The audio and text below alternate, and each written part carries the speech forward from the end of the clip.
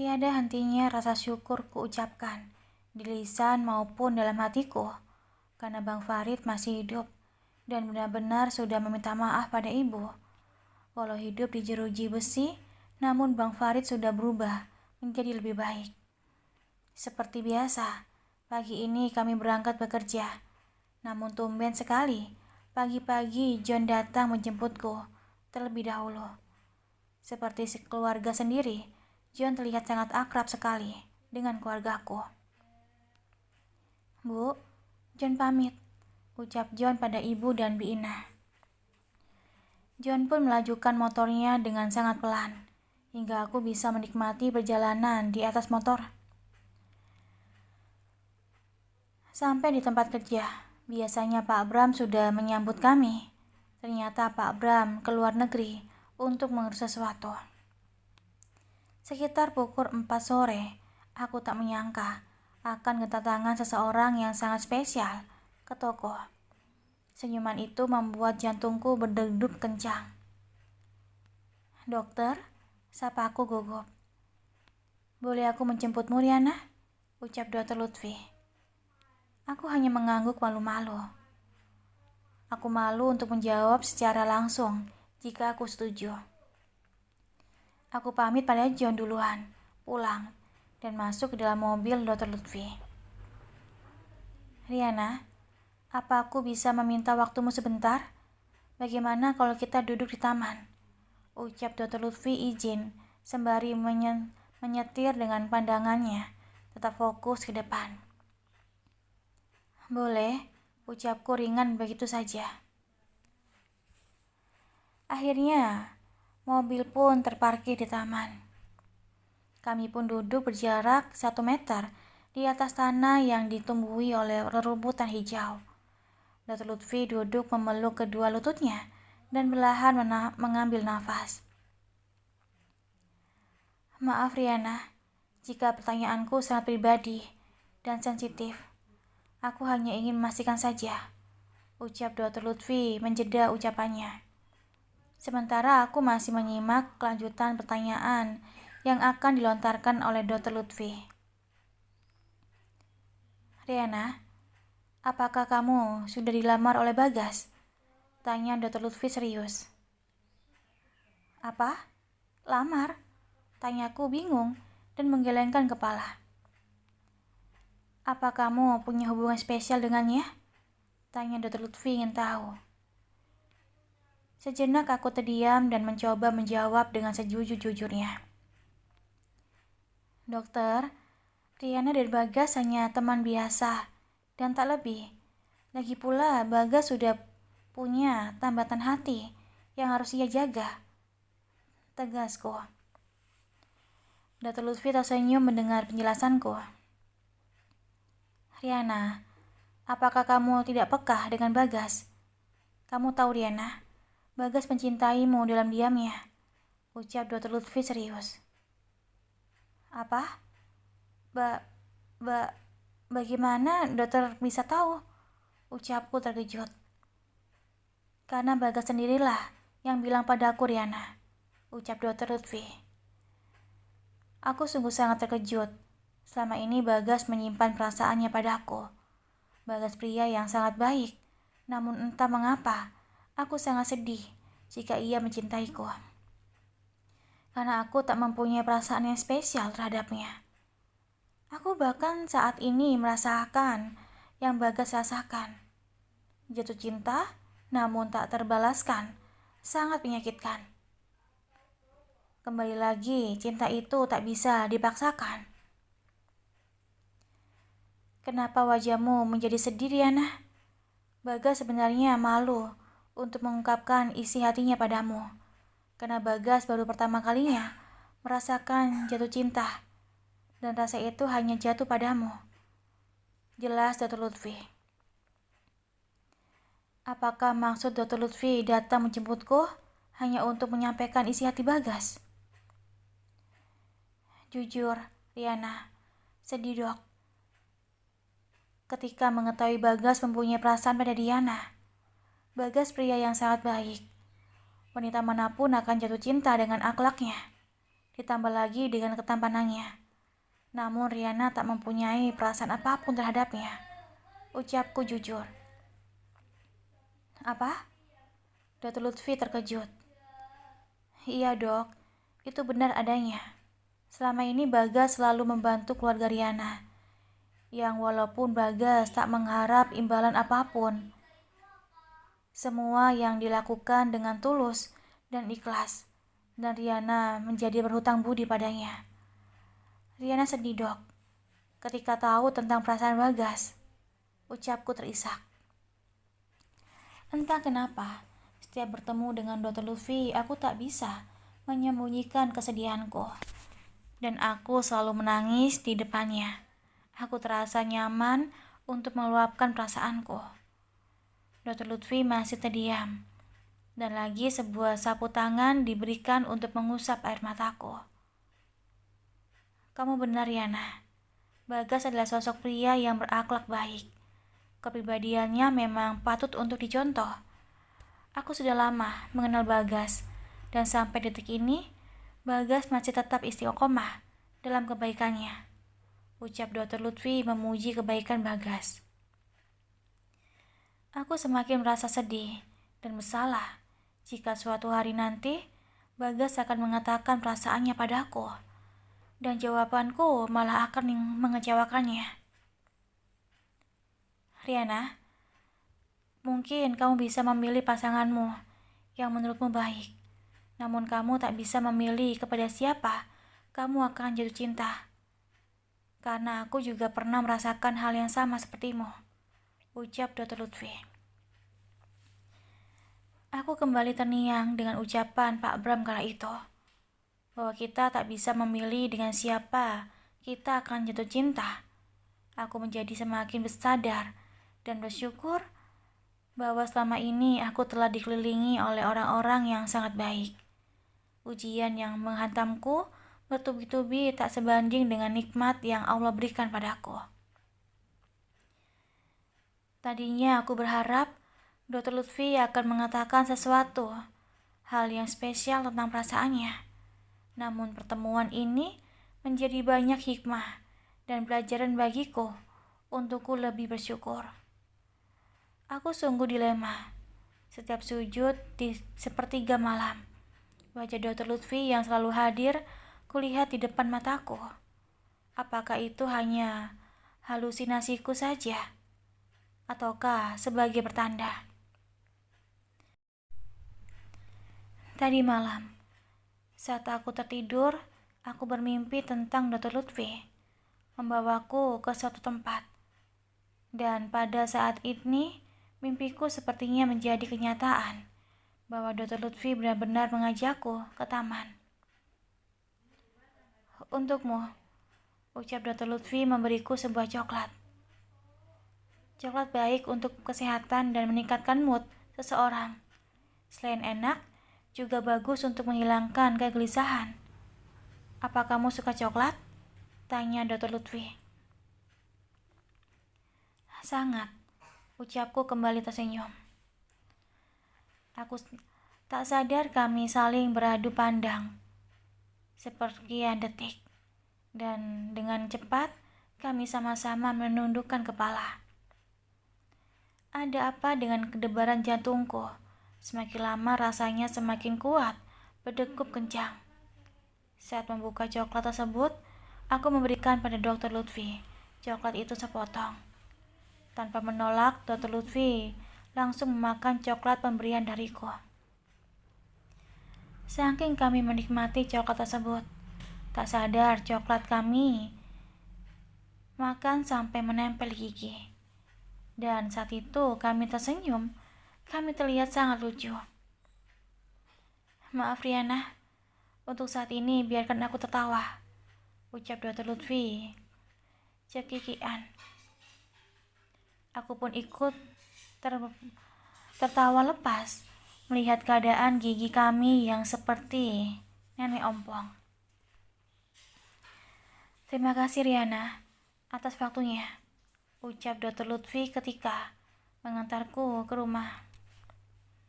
Sama-sama dok, ucapku malu-malu. Maaf Riana, lain kali aku mampir. Sampaikan salamku pada semuanya, ucap Dr. Lutfi melajukan mobilnya. Saat melangkahkan kaki di depan perkarangan rumah, Fadil yang menantikan kehadiranku mulai beraksi. Aham, cintai aku karena Allah, sayangi aku karena Allah, ucap Fadil bernyanyi dengan suara khasnya untuk menggodaku. Walaupun adikku yang menggoda, tetap saja pipiku memerah karena malu. Apaan sih? Ucapku berlalu masuk ke dalam rumah. Mariana, tumben amat pakai make up, ucap Fadil menghampiriku. Sejak kapan Mbak bisa pakai gituan, Dek? Ucapku sambil mengusap wajahku. Semenjak Mbak Riana jatuh cinta, pipi Mbak Riana sering merona karena malu, goda Fadil lagi. Sudah Fadil, kasihan Riana. Abang takut wajah mbakmu jadi tomat nantinya, timpal Bang Imran ikut-ikutan. Nyebelin, ucapku berlalu ke kamar mandi untuk mandi. Usai mandi, aku langsung menuju dapur untuk menata hidangan makanan yang sudah dimasak oleh Bina. Kami sudah terbiasa makan di atas lantai yang beralaskan tikar. Suasana sangat berbeda dan nikmat. Sebelum tidur, kami tetap meluangkan waktu untuk mengobrol bersama. Karena pagi sampai sore, kami menghabiskan waktu untuk bekerja. Bu, ini gaji pertama Imran bekerja, ucap Bang Imran menyerahkan gajinya pada ibu. Simpanlah nak, untuk keperluanmu. Siapa tahu suatu saat nanti, kamu bisa bertemu dengan kedua anakmu. Dan uang itu nantinya bisa menjadi nafkah untuk mereka, ucap ibu memberikan uang itu kembali pada Bang Imran. Tapi Bu, ucap Bang Imran ingin menolak. Terimalah nak, jangan khawatirkan ibu, ucap ibu meyakinkan Bang Imran. Dengan derayan air mata, Bang Imran menerima uang itu kembali dari tangan ibu. Riana, simpanlah dek, ucap Bang Imran mengalihkan uangnya untuk kusimpan. Pergunakan uang ini jika kamu membutuhkan dek, ucap Bang Imran tulus. Puff, Dr. Lutfi. Betapa bahagianya hatiku saat mengetahui tentang perasaan Riana. Aku mengira Riana menaruh hati pada Bagas selama ini. Tak menutup kemungkinan jika Riana bisa jatuh cinta pada Bagas. Namun begitulah adanya.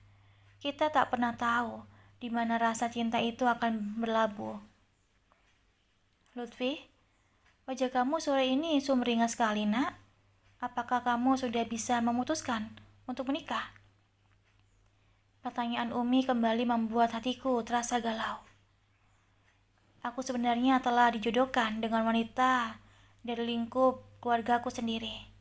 Gadis itu bernama Alania. Ia gadis yang sangat cantik dan menarik. Selain itu, Alania memiliki akhlak yang sangat baik. Namun kedua orang tuaku tak pernah memaksaku untuk menikah dengannya. Aku dibebaskan untuk memilih wanita mana saja yang akan menjadi pendamping hidupku nantinya. Alania, gadis berakhlak baik dan cantik, adalah pilihan orang tuaku yang terbaik. Aku juga tak bisa mengungkirinya. Namun sayang, hatiku telah jatuh cinta pada Riana, gadis yang sederhana dan berakhlak baik juga. Setiap bertemu dengan Riana, aku merasa hal yang berbeda. Senyuman Riana terasa sangat menenteramkan dan terasa sejuk sampai di ulu hatiku. Di satu sisi lain, aku tak ingin mengecewakan pilihan kedua orang tuaku. Karena tak ada alasanku untuk menolak pilihan beliau berdua. Alania nyaris sempurna dari segi fisik dan agamanya. Dalam dilema, aku selalu berdoa dan bersujud pada Rob di setiap sepertiga malamku. Namun hanya bayangan wajah Riana yang selalu datang di depan mataku.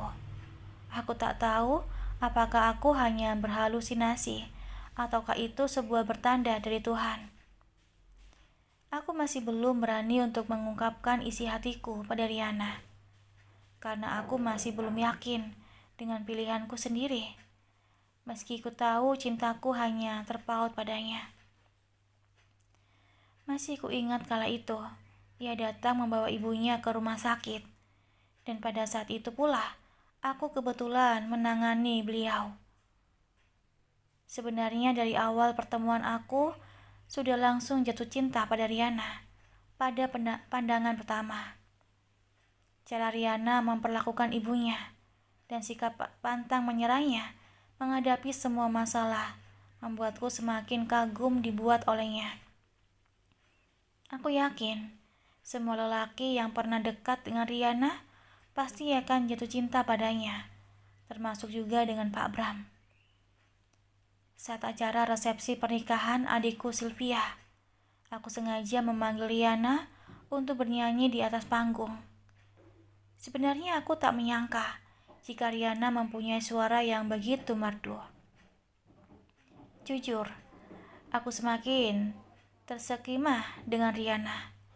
Terlebih ia sangat menghayati lagu yang dibawakannya. Sampai-sampai Umi menggodaku. "Kamu jatuh cinta padanya, nak. Matamu tak bisa berbohong," ucap ibu berbisik di telingaku. Aku hanya tersenyum malu menanggapi ucapan ibu saat itu. Semenjak saat itu, aku hampir tak bisa menguasai diriku lagi. Aku sulit menghilangkan bayangan wajah Riana di pelupuk mataku. Hingga saat itu, aku senyum-senyum sendiri. Abi selalu menggodaku dan mengira aku telah jatuh cinta pada Alania. "Lutfi, jika kamu sudah siap, maka segeralah, nak. Abi dan Umimu akan siap untuk melamar Alania," ucap Abi. Aku terdiam dan terpaksa berterus terang pada kedua orang tuaku tentang perasaanku. "Lutfi, Abi juga tak memaksakan kehendak Abi dan Umi.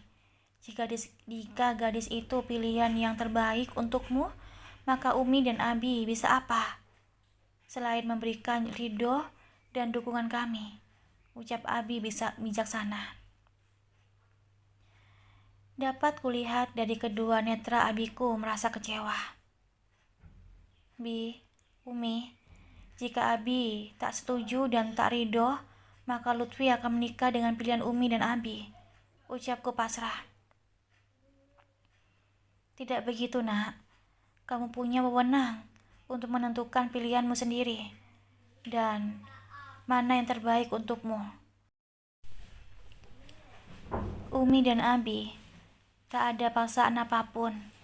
Tetaplah berdoa karena Allah yang akan menentukan siapa jodohmu, bukan Abi dan Umi, ataupun kamu sendiri," ucap Abi. "Nak, kadang menurut kita baik, belum tentu menurut Allah. Jadi pasrahkan semuanya pada Sang Pemilik hidup," nasihat Umi. "Terima kasih, Abi, Umi," ucapku haru. Setelah mendengarkan nasihat Abi dan Umi, aku rasanya mulai lega dan langkah apa yang akan kuambil selanjutnya. Namun sebelumnya memutuskannya, aku harus tahu isi hati Riana terlebih dahulu. Entah perasaannya sama sepertiku atau tidak. Kami semua terpaksa tak pergi bekerja karena hujan sangatlah lebat, disertai angin kencang. Tak ada satupun kendaraan yang berani melintas. Suara petir menggelegar, membuat suasana menjadi sangat mencekam di pagi hari ini. Semoga saja tak terjadi bencana apapun. Rumah kami hampir di semua ruangan atapnya bocor. Persediaan wadah untuk menampung air hujan yang menembus atap rumah tak cukup untuk 10 wadah. Akhirnya, semua kain baju yang tak layak pakai kami gunakan untuk mengepel. Sekitar 1 jam, hujan pun berhenti. Beruntung kawasan tempat tinggal kami tak kebanjiran. Mbak, kasihan sekali rumah Bu Salma. Separuh atapnya terbawa angin 1 jam tadi, ucap Fadil memberi kabar. Fadil barusan keluar rumah melihat keadaan sekitar. Kasihan sekali Bu Salma. Riana pamit sebentar ya Bu. Ingin melihat keadaan Bu Salma. Ucapku pamit keluar rumah bersama Bang Imran. Bukan hanya rumah Bu Salma, namun juga ada beberapa komplek yang juga terkena musibah, sama seperti Bu Salma. Bang Imran dan Fadil mencoba membantu suami Bu Salma untuk memperbaiki atapnya. Sementara aku membantu Bu Salma membersihkan rumah beliau. Sekitar 3 jam lamanya, kami berkecimpung membantu Bu Salma. Kami pun pulang ke rumah, mengajak Bu Salma dan suaminya untuk makan bersama. Terima kasih anak, beruntung sekali kami ya Pak, bisa bertetangga dengan Riana, ucap Bu Salma haru. Sama-sama Bu, untuk sebentar waktu menginaplah di rumah ini, ucap ibu menawarkan. Mohon maaf Bu, terima kasih atas tawarannya. Kami menginap di rumah saja. Kebetulan ada 1 kamar yang tak bocor dan kering untuk kami tempati, ucap Bu Salma. Sekitar pukul 1:11 siang, kami berencana pergi ke lapas untuk mengunjungi Bang Farid, sekaligus Pak Yakub. Padahal tadinya kami berniat untuk naik angkot saja. Namun kebetulan Bagas datang melihat keadaan kami di rumah karena melihat berita di televisi. Syukurlah semuanya baik-baik saja. Tadinya Bagas sangat khawatir sekali, ucap Bagas tulus. Bagas pun menawarkan diri untuk mengantarkan kami ke lapas. Sampai di lapas, seperti biasanya, para pengunjung diperiksa terlebih dahulu sebelum masuk. Pak Yakub pun datang dan berpelukan dengan Bi Inah. Setelah itu, disusul dengan kedatangan Bang Farid. Dari kejauhan, Bang Farid sudah mengeluarkan air mata. Ibu langsung memeluk anaknya dan menangis. Sementara Bagas, wajahnya dipenuhi dengan pertanyaan karena tak tahu apa yang sebenarnya terjadi. Kami pun berkumpul mengobrol sebentar. Terima kasih Bu, Ibu dan semuanya, ucap Bang Farid menangis haru. Saat ini abangku walaupun terlihat kurus, namun wajahnya terlihat begitu bercahaya karena selama di dalam penjara, Bang Farid rajin beribadah. Yang kebetulan, Bang Farid satu sel dengan Pak Yakub. Ternyata dunia ini begitu sempit. Farid tak menyangka Pak Yakub adalah saudaranya Bu Inah. Maafkan Farid, Bu Inah, karena selama ini Farid telah mendolimi terhadap Bu Inah, ucap Bang Farid terisak. Bu Inah langsung memeluk haru Bang Farid. Pak Yakub, apakah Pak Bram adalah majikan Bapak? Tanya aku memastikan. Benar nak, dari mana anak Riana tahu? Tanya Pak Yakub. Pak Bram, semua orang terkejut. Pak Bram adalah bos Riana, tempat Riana bekerja Pak. Dan Pak Bram waktu itu menjelaskan pada Riana semuanya. Pak Bram masih tetap kekeh menuju Bapak bahwa Bapaklah yang membunuh istrinya. Jelasku. Sampaikan salam Bapak, Nak Riana. Bapak ingin sekali bertemu dengan beliau, ucap Pak Yakub berharap. Jadi, Pak Bramlah majikanmu, Dek? Tanya Bi Ina penasaran. Iya Mbak, Pak Bram adalah majikan yang baik. Hanya saja sampai saat ini beliau masih salah sangka dengan Yakub, ucap Pak Yakub. Ningsih saat ini masih berusaha mencari saksi dan bukti lainnya untuk membebaskan Bapak. Bersabarlah Pak, suatu saat nanti kebenaran pasti akan terungkap, ucap Fadil. Bang Farid pun menceritakan kepada kami mengapa ia bisa sampai mencelakai istrinya sendiri. Bang Farid mengira jika Sherly istrinya sudah meninggal. Namun nyatanya Mbak Sherly masih hidup dan sudah menikah dengan selingkuhannya, Fikri. Bang, Erni sekarang tinggal di kampung halamannya dan membesarkan anaknya sendirian di sana. Kami sudah mengajak Erni untuk tinggal bersama kami. Namun Erni tetap kekeh ingin tinggal di kampungnya. Ucapku memberitahu tentang kabar Erni pada Bang Farid. Bang Farid tak henti-hentinya menangis, menyesali semua perbuatannya. Melihat Bang Farid dengan terpuruk, ibu langsung memeluk Bang Farid agar tenang dan bersabar. Bang Farid pun menarik tanganku dan ingin membicarakan sesuatu padaku. Hanya berdua saja. Dek, Abang telah khilaf melakukan semuanya.